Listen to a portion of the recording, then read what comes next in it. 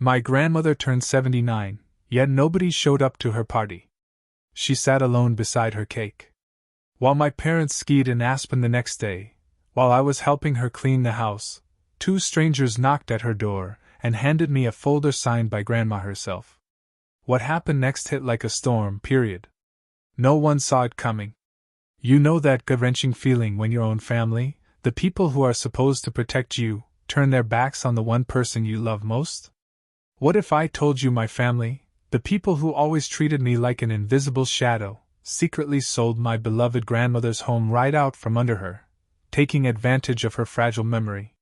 It was a betrayal so deep, it shattered everything I thought I knew about them, and about myself.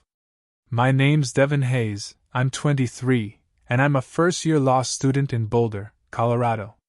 This city is beautiful, nestled right at the foot of the majestic Rocky Mountains. The air here? It feels like you're breathing in the entire world. But for me, Boulder was more than just stunning scenery. It was where I was desperately trying to find myself, trying to prove I wasn't the invisible person my family always made me feel like. I grew up a few hours south, in Castle Rock. It's smaller, quieter, all red brick houses and ancient oak trees, with the smell of hay and fresh bread in the air. But for me, Castle Rock was never a warm place. It was where I constantly felt forgotten, like a long, silent shadow passing through my own home. My family, well, let's just say we looked picture perfect on the outside, but inside, we were riddled with cracks. My father, Richard Hayes, is a small-scale real estate investor. Tall, lean, with a sharp face and eyes that always seemed to be calculating the value of everything. He wasn't the type for hugs or heart-to-heart talks. To him, everything, even emotions, could be reduced to money. Old people should know their place and not be a burden to their children, he once said at dinner, his voice flat, like he was reading a financial report. I just bowed my head, swallowing the anger rising inside me, because I knew he was referring to my grandmother, the person I loved more than anyone. My mother, Cynthia Hayes, was the opposite, but not in a better way. She's an administrative manager at a cosmetic surgery center in Denver. Always perfectly coiffed blonde hair, glossy red nails, and a smile I'm certain she'd practiced in the mirror 100 times. Mom was a perfectionist. Everything had to be beautiful, flawless, from the dinner table setting to how her children performed in the eyes of the neighbors. But that perfectionism came with a heavy price, constant comparison. And in those comparisons, I was always the loser. Look at Kyle and learn from him. He knows how to make things happen, she'd often say, her voice brimming with pride when talking about my older brother. Kyle, my eldest brother, is 29. He's the family's golden child. MBA from Arizona State, now running a tech startup in Austin. In my parents' eyes, Kyle was the embodiment of success. Luxurious apartment, international business trips, online articles praising him as a promising young entrepreneur. But I knew that behind all the glitz, Kyle was struggling. His company was facing serious financial difficulties, though he never admitted to them. I heard from a mutual friend that he'd taken out a massive loan just to keep the business afloat. But to my parents, Kyle remained the golden standard, the reason they constantly compared me to him. Devin, why can't you be a bit more like your brother? Mom once asked, her eyes full of disappointment. I just offered a faint smile. What was the point of responding? She wouldn't listen anyway. Then there's my younger sister, Avery, 19, a freshman at a small college in Denver. Avery's the kind of person who just knows how to make people like her. Lively, outgoing, always smiling, with a ton of friends on social media. The happy family photos she'd post on Instagram often racked up hundreds of likes. But if you looked closely, you'd notice something. I was rarely in those photos. Once, I jokingly asked Avery, "Why don't you ever tag me in the family pictures?" She just laughed. A carefree, but incredibly cutting laugh. "Oh, Devin, you're busy with law school. Who would dare bother you?" I knew that wasn't the real reason. Avery, like my parents, didn't really care about me. To her, I was just a faint, expendable part of the perfect family picture she wanted to create. In that family, the only person who truly saw me, who truly listened to me, was my grandmother, Lorraine Hayes. She lived alone in an old house on the outskirts of Fort Collins, about an hour and a half from my school. Her house was a special place, a world separate from the noise of life. Small, weathered, with chipped wooden window frames and a little garden full of wildflowers that she still tended, even at nearly 80 years old. Grandma was a petite woman with snow-white hair and warm brown eyes that always shone with kindness. After my grandfather passed away 4 years ago, she lived alone but never complained. She always told me, "Devin, as long as you live true to your heart, that's enough." Those words meant more to me than any praise from my parents ever could. I still remember summer afternoons in Castle Rock when I was a kid. While my parents were busy with work and Kyle was off bragging about his school awards, I'd run to Grandma's house. She'd sit in her armchair, telling me stories about my grandfather, a dedicated lawyer who, even then, inspired me to pursue law.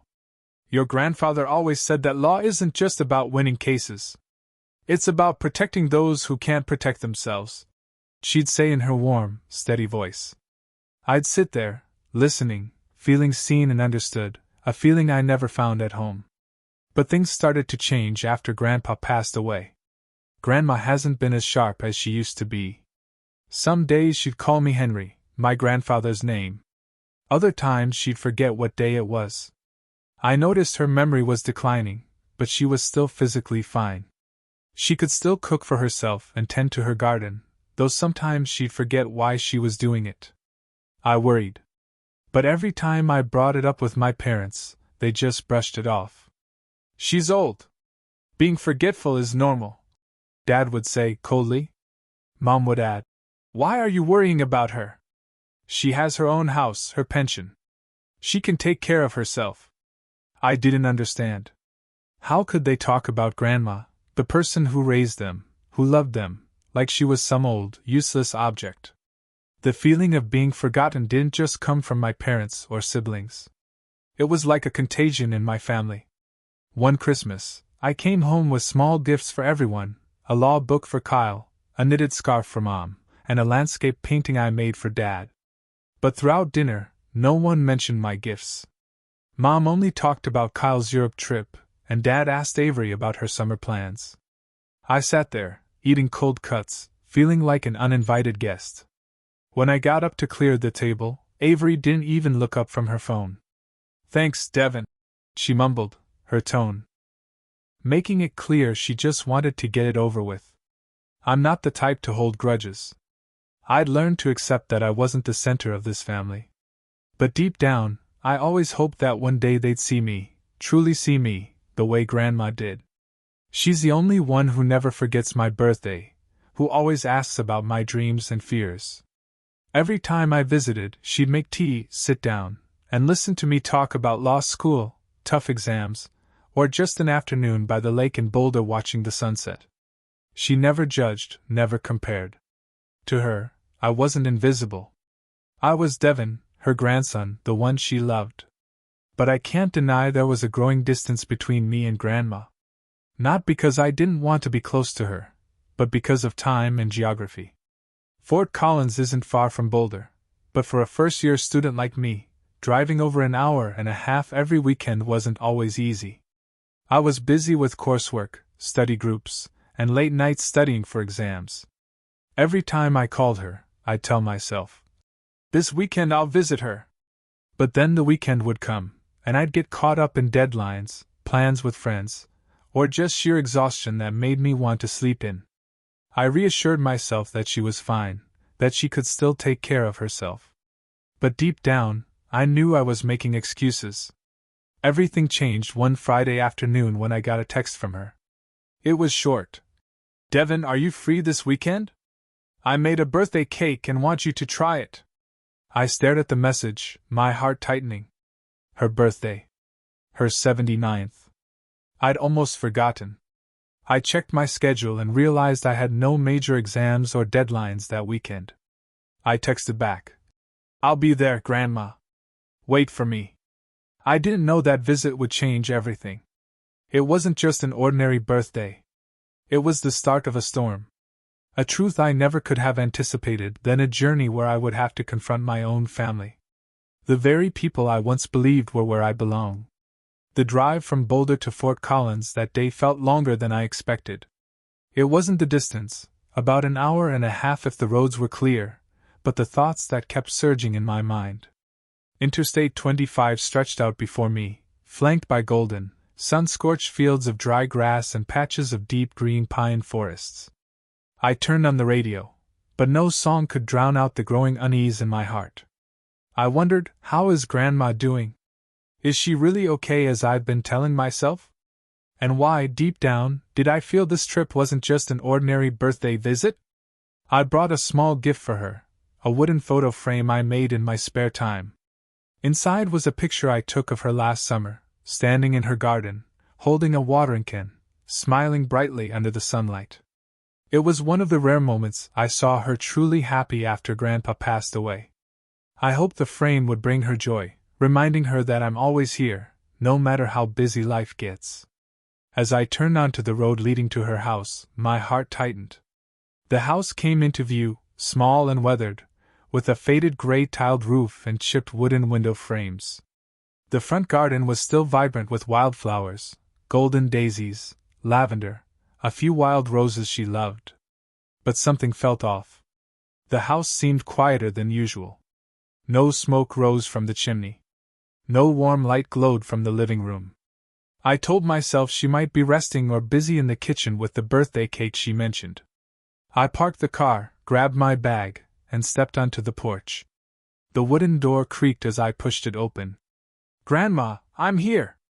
I called, my voice deliberately loud and cheerful, hoping to surprise her. But there was no response.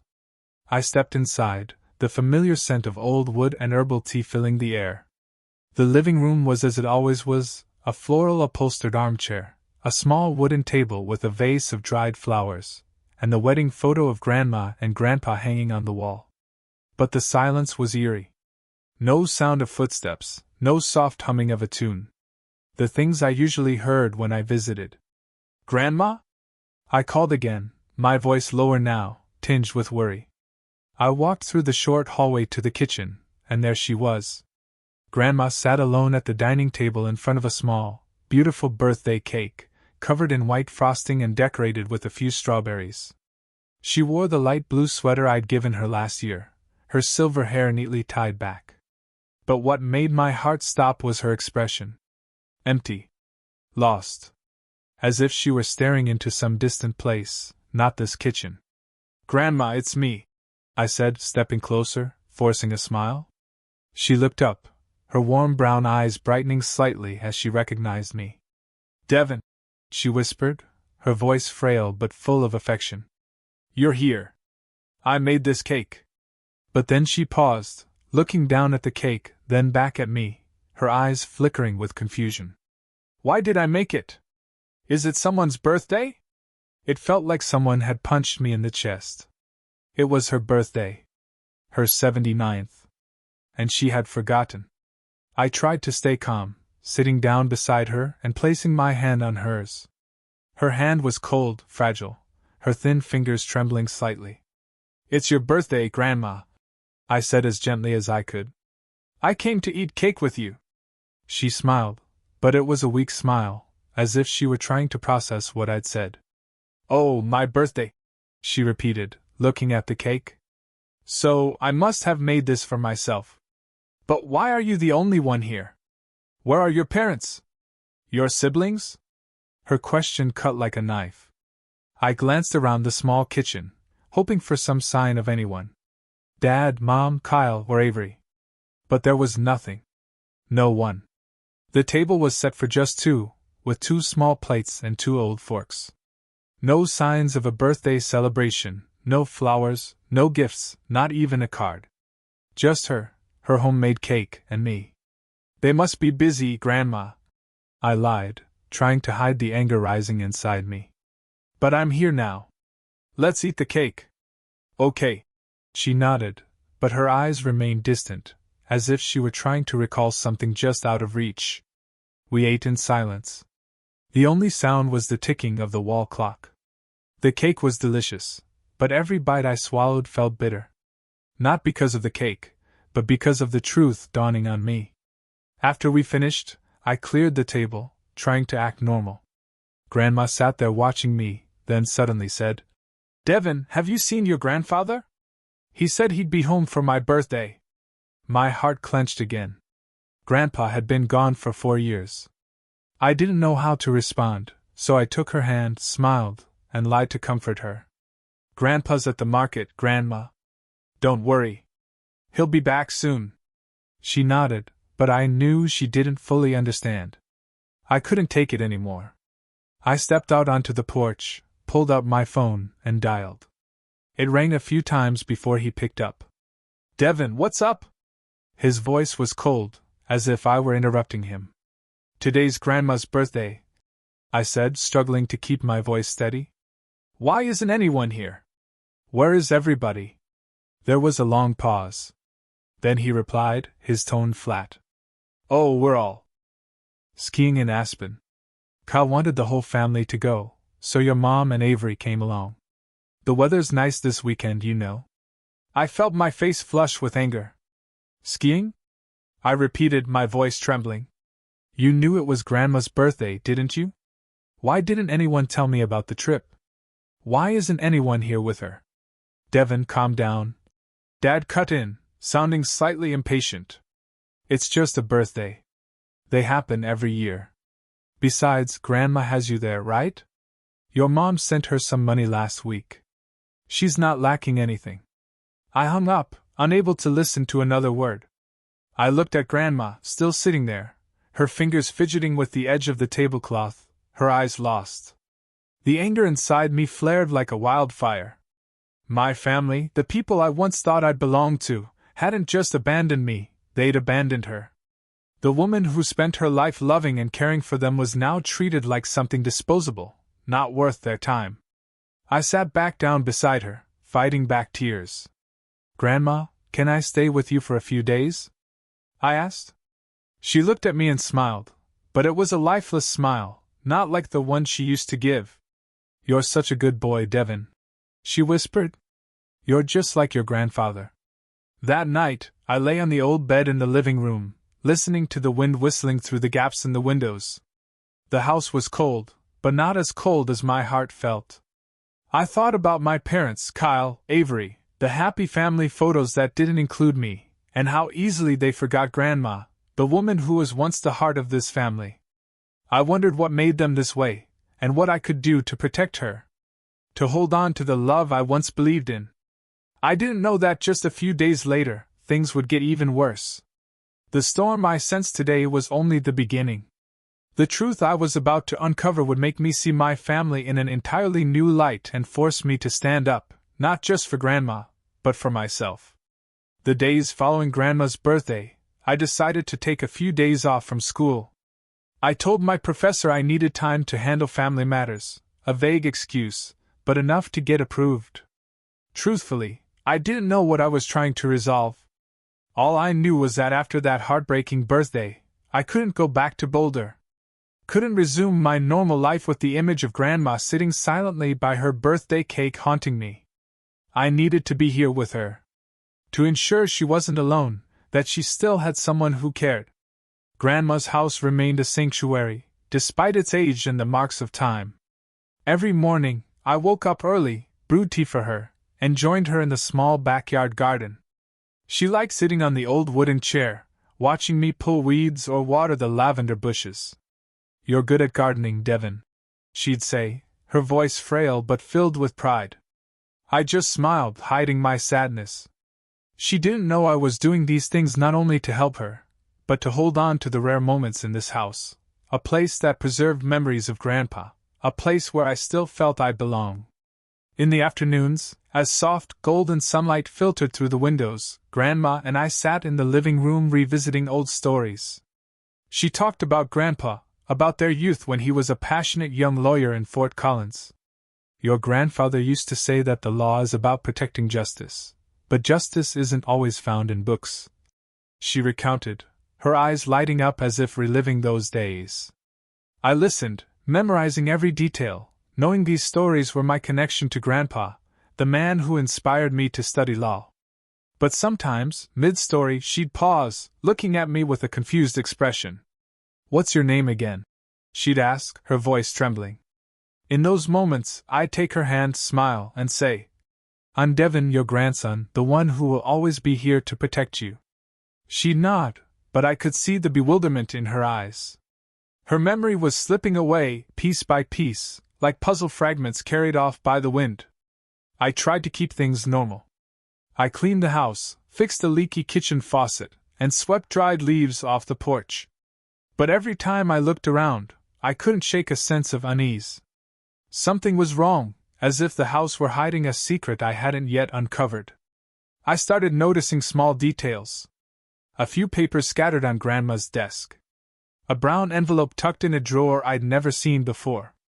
I didn't want to snoop through her things, but curiosity and worry compelled me to look.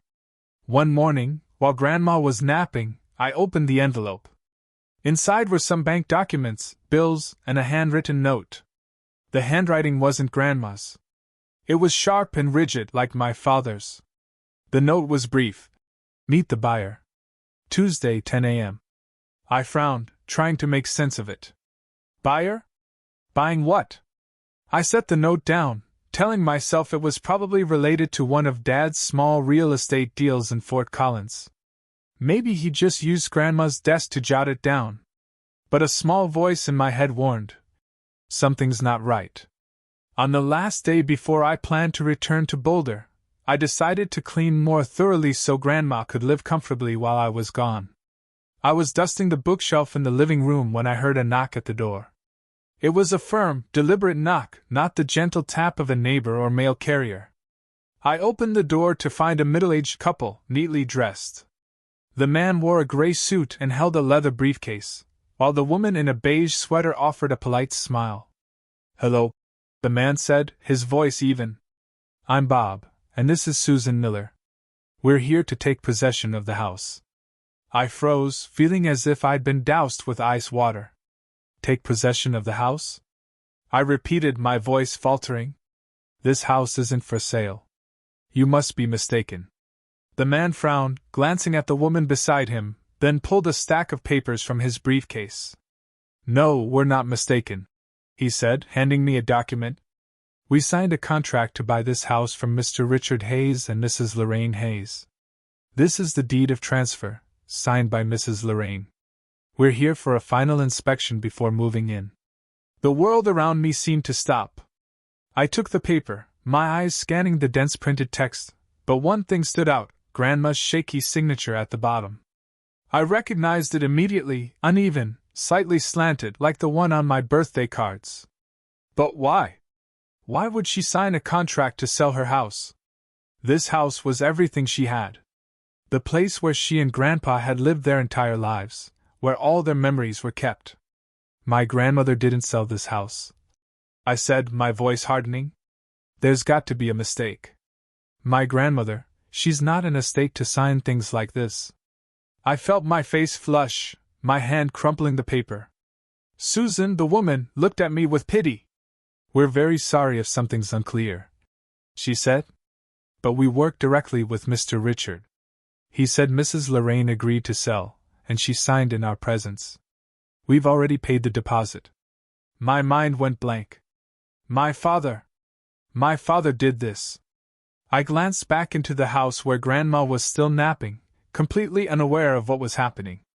"Please wait here," I said, trying to keep my voice steady, then closed the door. I needed to talk to her. I gently touched her shoulder. "Grandma, can you wake up? I need to ask you something." She opened her eyes, looking at me with a sleepy gaze. "Devin, what's wrong?" she asked, her voice faint. I sat beside her bed, holding her hand, keeping my tone as gentle as possible. "Grandma, do you remember signing any papers recently? Papers about this house?" I asked, my heart pounding. She frowned as if trying to dig through her memory. "Papers?" she repeated, her voice vague. "I don't quite remember. A few days ago, Richard came by with someone. They told me to sign something." Her words stabbed through my heart. I stood up, a mix of anger and pain surging within me. My father had taken advantage of her.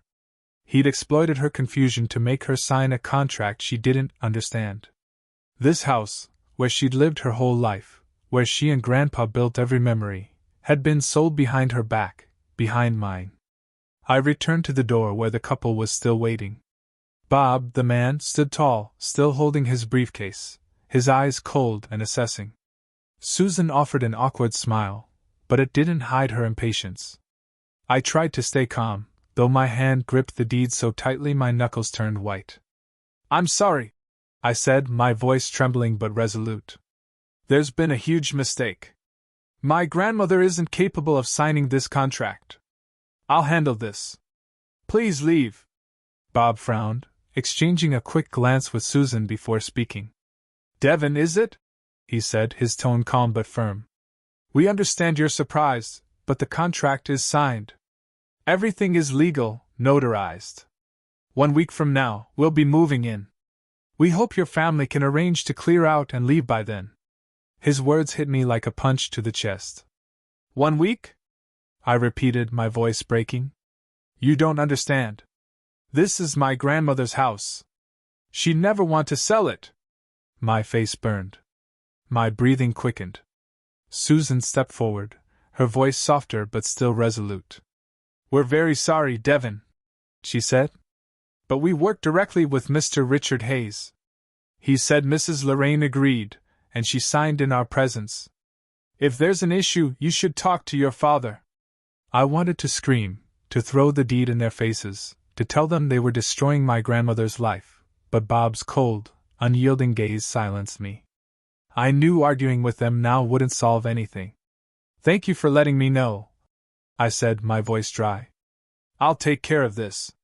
I slammed the door shut, not waiting for their response, and leaned against the old wooden door, feeling the world collapse beneath me. I looked around the house. The armchair where Grandma loved to tell stories. The wedding photo of her and Grandpa on the wall. The small garden outside the window with lavender bushes swaying gently in the breeze. All of this, all these memories, had been sold by my father like some commodity. And now I had 1 week. 1 week to stop it. Grandma, the woman I loved most, had been betrayed by her own son. And I, who always thought I could protect her, had been completely unaware. I grabbed my phone and dialed Dad's number. Each ring felt like a knife stabbing deeper into my chest. Finally, he picked up. "Devin, what's it now?" His voice was cold, as if I were an employee bothering him during his lunch break.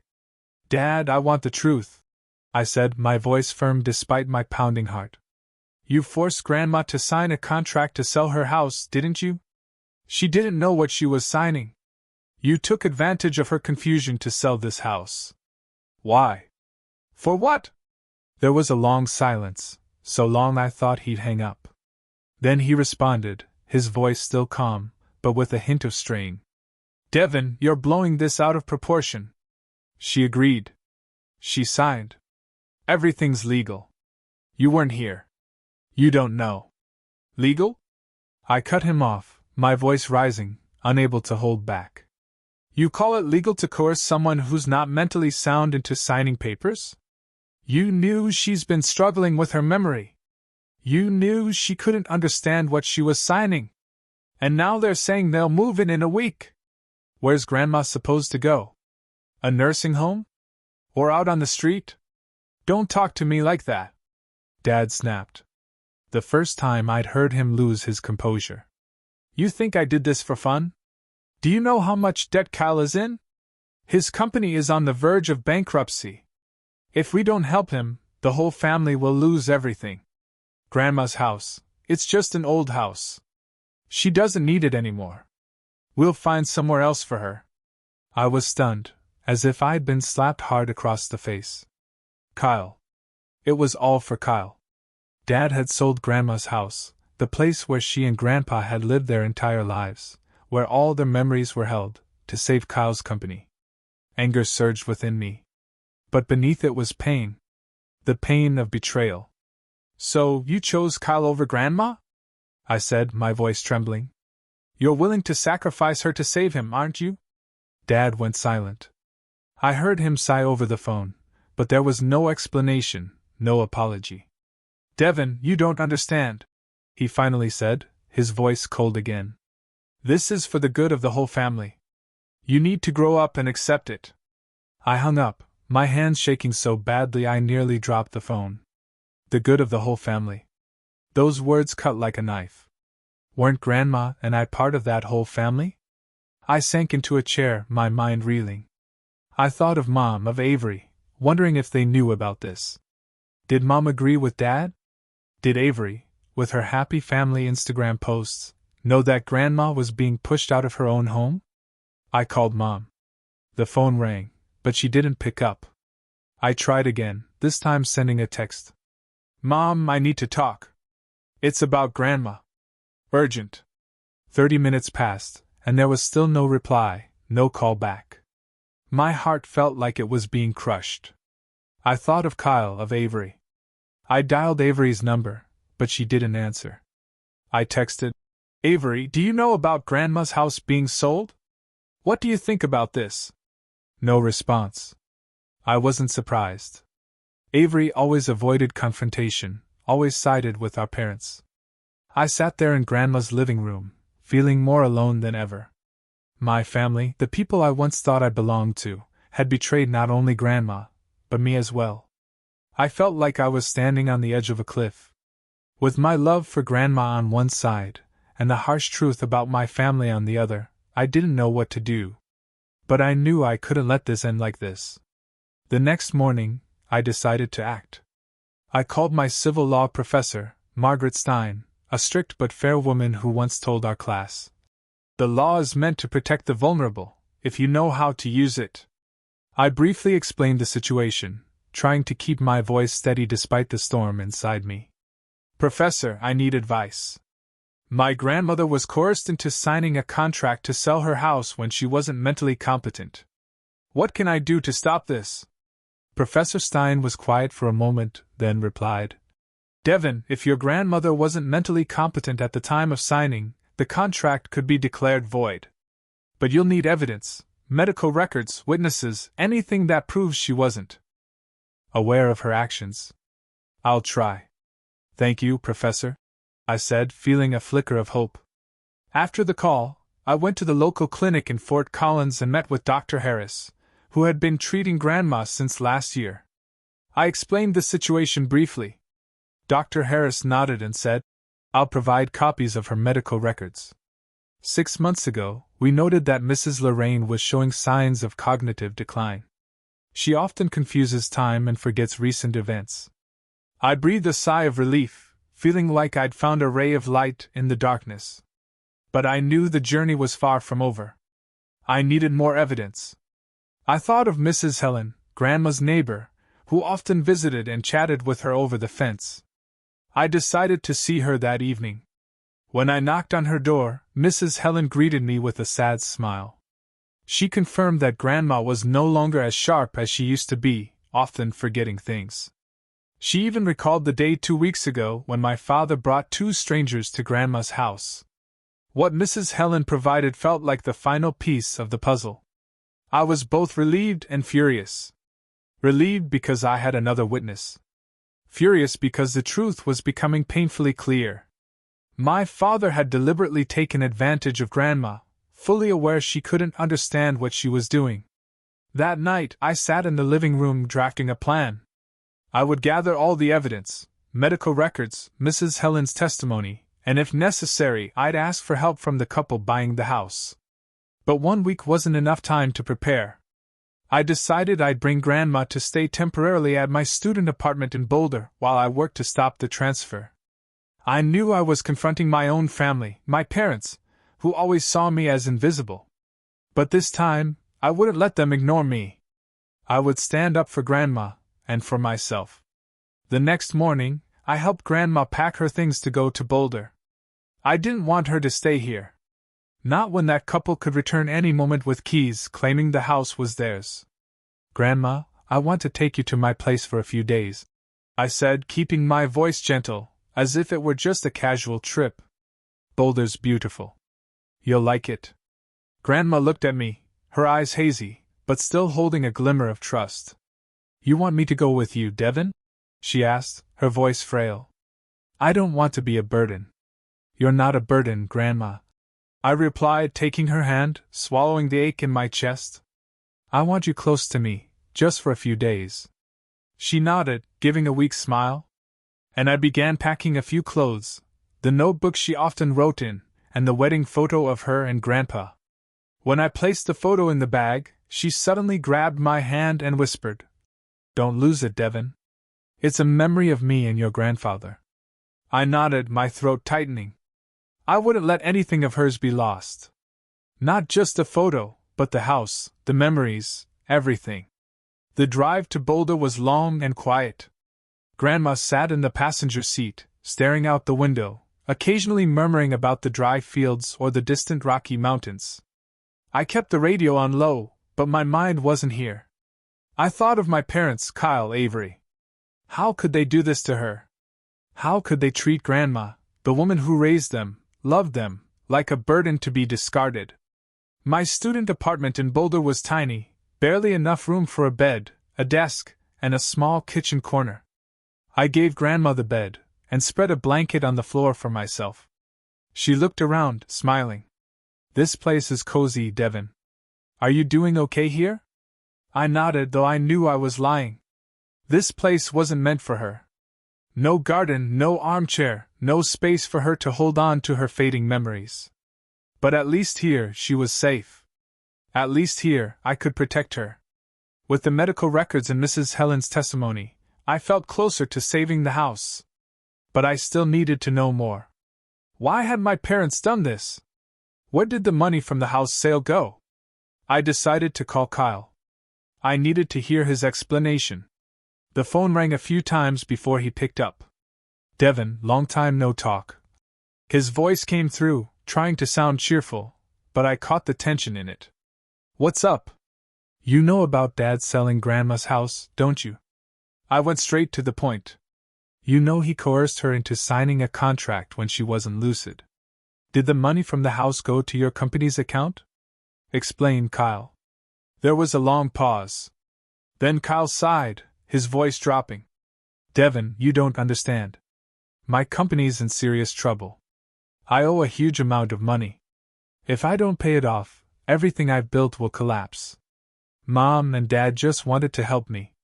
Help you? I nearly shouted. By selling Grandma's house, by taking advantage of her? Do you know where she is right now? She's in my apartment because Mom and Dad were about to push her out of her home. Have you ever thought about her, Kyle? Or do you only think about yourself? Don't talk to me like that. Kyle snapped, his voice thick with anger. You think I wanted this?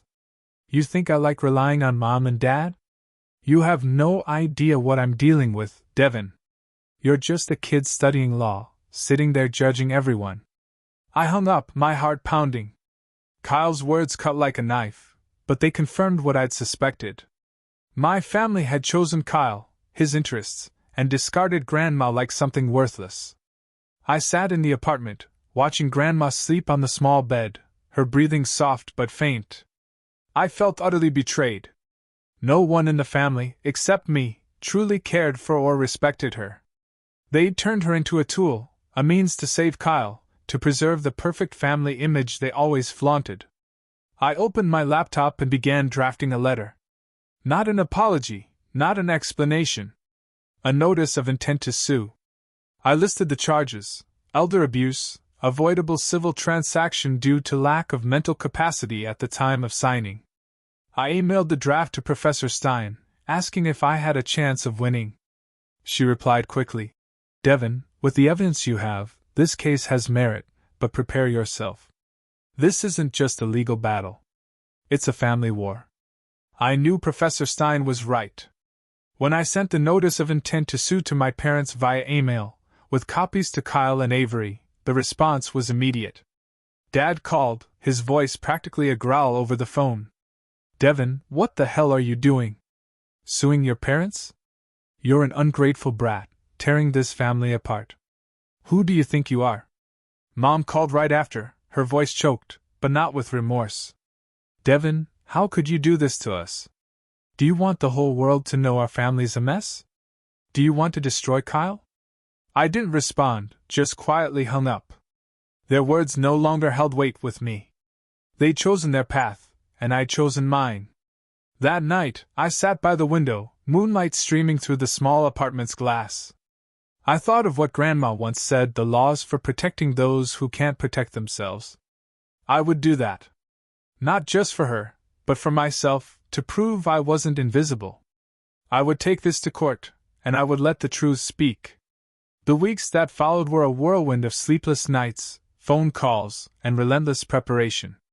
I wasn't a lawyer, just a first-year law student. But I knew I couldn't let this matter pass without a fight. I had Grandma's medical records, Mrs. Helen's testimony, and details about the suspiciously notarized transfer contract. I also reached out to the couple buying the house, Bob and Susan Miller, to ask if they'd be willing to testify. Though hesitant at first, Susan, with a sympathetic tone, agreed to appear in court. "We didn't know Mrs. Lorraine wasn't lucid," she said over the phone. "If we had known, we wouldn't have signed the contract." Her words offered a glimmer of hope, but I knew the trial wouldn't be easy. I was up against my parents and Kyle, people who not only had money, but also the unshakable belief that they were always right. Professor Stein became my guide. She didn't represent me in court. I couldn't afford a lawyer, and I wanted to do this myself, but she helped me prepare documents, organize arguments, and practice presenting my case to a judge. "Devin, focus on two things," she said during a meeting in her university office. "First, prove that Mrs. Lorraine lacked the mental capacity to sign the contract. Second, demonstrate that your parents deliberately exploited that. You have evidence, but you need to present it clearly and persuasively." I nodded, memorizing every word. But every time I thought about standing in court, facing my parents, my heart pounded. They weren't just defendants in a lawsuit. They were my family, or at least the people I once called family. I thought of Kyle, who my parents always shielded, and Avery, who chose to stay on the sidelines, silent as if uninvolved. I wondered, would they show up in court? Would they look me in the eye and justify what they'd done? The trial date arrived faster than I expected. The Fort Collins courthouse was small, but solemn, with dark wooden walls and rows of benches for spectators. I wore an old suit, feeling uneasy in the stiff attire, but reminding myself I needed to look professional. Grandma sat beside me, wearing the light blue sweater I'd given her, her silver hair neatly tied back. She looked small, fragile. I didn't want her to go through this, to hear the painful truths, but I had no choice. This was the only way to protect her. My parents were there early, seated on the other side of the courtroom with a lawyer in a sleek black suit, impeccably pressed. Kyle wasn't there, probably too busy with his crumbling company. Avery's absence didn't surprise me either. She always steered clear of trouble. The courtroom fell silent as the judge, a middle-aged woman with sharp eyes, entered. She struck her gavel, and the trial began. I stood, my voice trembling at first, but growing stronger as I spoke. "Your Honor," I began, "I stand here today to request that the court declare the contract transferring my grandmother's house, Mrs. Lorraine Hayes, null and void. My grandmother has been diagnosed with cognitive decline and lacked the mental capacity to sign the contract. My parents, Mr. Richard and Mrs. Cynthia Hayes, exploited this condition to coerce her into signing without clearly explaining the contract's contents." I presented the medical records, with documents from Dr. Harris detailing Grandma's cognitive decline diagnosis. I submitted Mrs. Helen's testimony, her neighbor's account. Susan, the buyer, was also present that day. She took the stand, hesitant but honest, confirming, "Mrs. Lorraine didn't seem well the day she signed the contract. She asked several times who we were, and Mr. Richard had to prompt her to sign. I don't think she understood what was happening." My parents' lawyer, a tall man with a deep, confident voice, stood to counter. "Your Honor, my clients, Mr. Richard and Mrs. Cynthia Hayes, acted in Mrs. Lorraine's best interests. Mrs. Lorraine signed the contract willingly, and it was legally notarized. There's no evidence of coercion. Furthermore, The Hayes family had planned to arrange care for Mrs. Lorraine in a high-quality nursing facility. The plaintiff, Devin Hayes, is merely an inexperienced law student blowing this out of proportion due to personal emotions. His words stung like a blade. I felt my face flush, but I forced myself to stay calm. I knew he was trying to discredit me, but I wouldn't let him. When my turn came, I stood again, my voice firmer. Your Honor, this isn't about personal emotions. This is about justice. My parents knew my grandmother wasn't lucid, yet they pressured her to sign a contract to fund my brother's failing company. They didn't consult her, didn't explain anything to her, and didn't care where she'd go after losing her home. I have evidence that the money from this transaction went to my brother's company account, not to my grandmother. Then it was Grandma's turn to testify. I didn't want her to take the stand, but Professor Stein had said her testimony was critical. I helped her up, holding her hand as she walked to the stand. She looked small under the courtroom's harsh lights, but there was a quiet strength in her posture. The judge, with a gentle tone, asked, Mrs. Lorraine, do you remember signing papers to sell your house? Grandma looked at the judge, her eyes hazy. I'm not sure, she said, her voice trembling. My son Richard told me to sign something. I thought it was bank papers. I don't remember clearly. She paused, her eyes welling up. But that's my house. My husband and I lived there our whole lives. I never wanted to leave. Her words hit the courtroom like a hammer. I glanced at my parents. Mom bowed her head lower, clutching her purse tightly. Dad maintained his cold expression, but I saw the corner of his mouth twitch. Their lawyer tried to argue that Grandma was still lucid at the time of signing, but Susan's testimony, the medical records, and Mrs. Helen's statement weakened their case. The trial dragged on all day, each minute feeling like a year. When the judge called a recess to deliberate, I helped Grandma to a bench in the hallway. You did great, Devin, she said, her voice faint but proud. I smiled, though a storm of emotions raged inside me, anger, pain, and hope. That afternoon, the judge returned with her ruling. Based on the evidence presented, she said, her voice clear and authoritative, the court declares the contract transferring Mrs. Lorraine Hayes' house null and void, as she lacked the mental capacity at the time of signing. Furthermore, the court grants temporary guardianship to Devin Hayes to ensure Mrs. Lorraine's best interests. The courtroom fell silent for a moment. Then I heard Mrs. Helen's sigh of relief from the spectator benches. I held Grandma's hand, feeling her squeeze mine tightly. I looked at my parents. Dad stood and left the courtroom without looking at me. Mom followed, her head still bowed. They didn't say a word, but I knew they'd lost. Not just in court, but to the truth they tried to hide. As we left the courthouse, the afternoon sun was fading over the Rocky Mountains. I helped Grandma into the car, feeling a mix of relief and pain. I had won, but the cost was a rift with my family. I didn't know if I still had a family after today.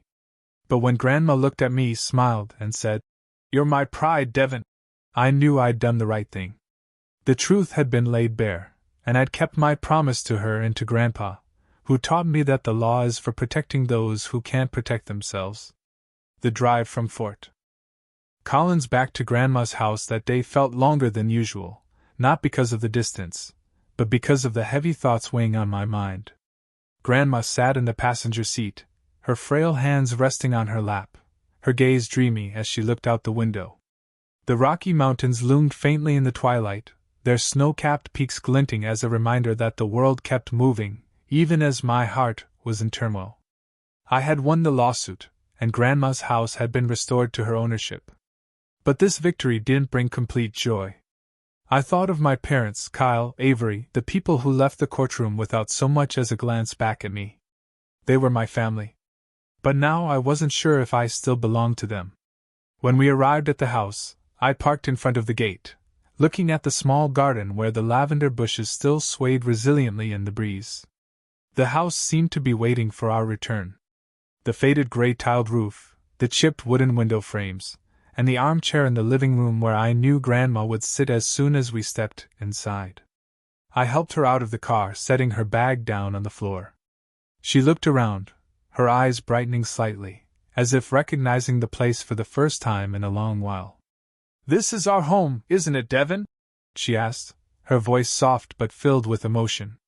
"Yes, Grandma," I replied, smiling. "This is your home, and it will always be your home." I led her to the armchair, helped her settle in, and brewed a cup of her favorite herbal tea, a gentle blend of mint and chamomile. As I placed the cup in her hands, she grasped mine, squeezing lightly. "You're a good boy, Devin," she said. "Just like your grandfather when he was young." Her words made my heart ache. I knelt beside her, looking into her warm brown eyes, now often lost in confusion. "Grandma, I'm going to stay here with you for a while," I said, my voice gentle. "I want to make sure you're okay." She smiled, but I saw the uncertainty in her eyes. "You don't need to do that, Devin," she whispered. "I don't want to be a burden." "You're never a burden," I said, fighting back tears. "You're the most important person to me." And I meant it. Over the past weeks, as I fought to save this house, I realized that Grandma wasn't just someone I wanted to protect.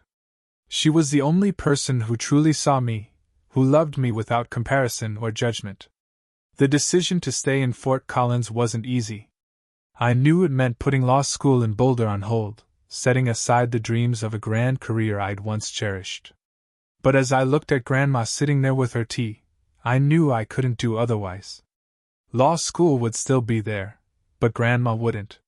Her time was slipping away, day by day, memory by memory, and I wanted to be with her, holding on to the moments we had left. In the days that followed, I reorganized my life around her. I brought a few clothes and books from my Boulder apartment to her house. I called Professor Stein, explaining that I needed to take a semester off to care for Grandma.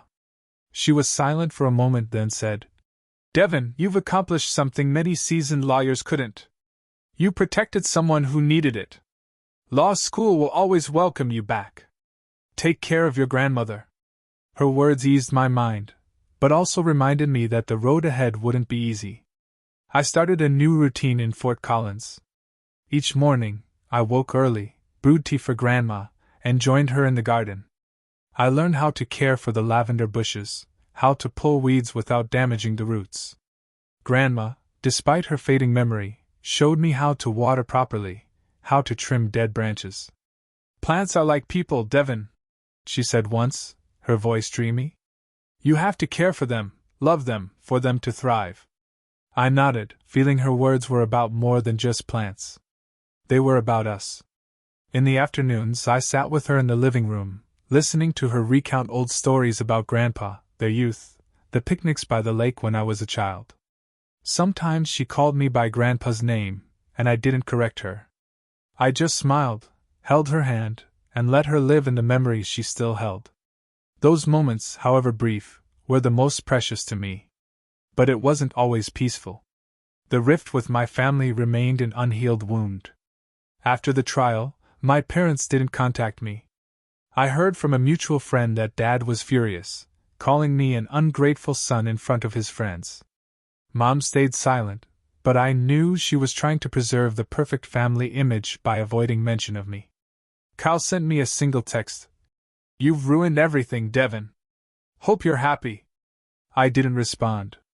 As for Avery, she kept posting happy photos on Instagram, but I was no longer in any of them. I didn't regret it. My family had chosen their path, and I had chosen mine.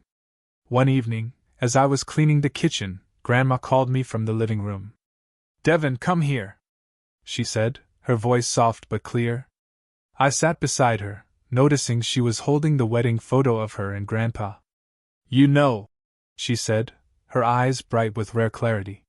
"Your grandfather always said you'd do something great. I see him in you.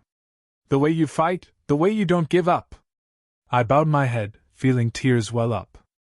"I just wanted to do what's right, Grandma," I said. "I learned that from you and Grandpa." She smiled, and suddenly called me by Grandpa's name. "James, you always make me proud." I didn't correct her. I just held her hand, letting her live in that moment where she and Grandpa were still together. In the months that followed, I began reflecting on the lessons this journey had taught me. I learned that family isn't just those bound by blood, but those who truly see you, who truly love you. I learned that justice isn't just about winning a lawsuit, but about standing up for what's right, even at a painful cost.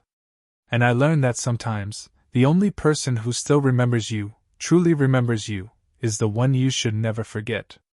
One afternoon, as Grandma and I sat in the garden watching the sunset behind the Rocky Mountains, I thought about the future. I knew I'd return to law school someday, continue my dream of becoming a lawyer like Grandpa. But now I wasn't chasing ambitions to prove myself to anyone. I was doing it for myself, for Grandma, and for those who need protection. As the last rays of sunlight faded, Grandma took my hand and smiled. "You're my home, Devon," she said.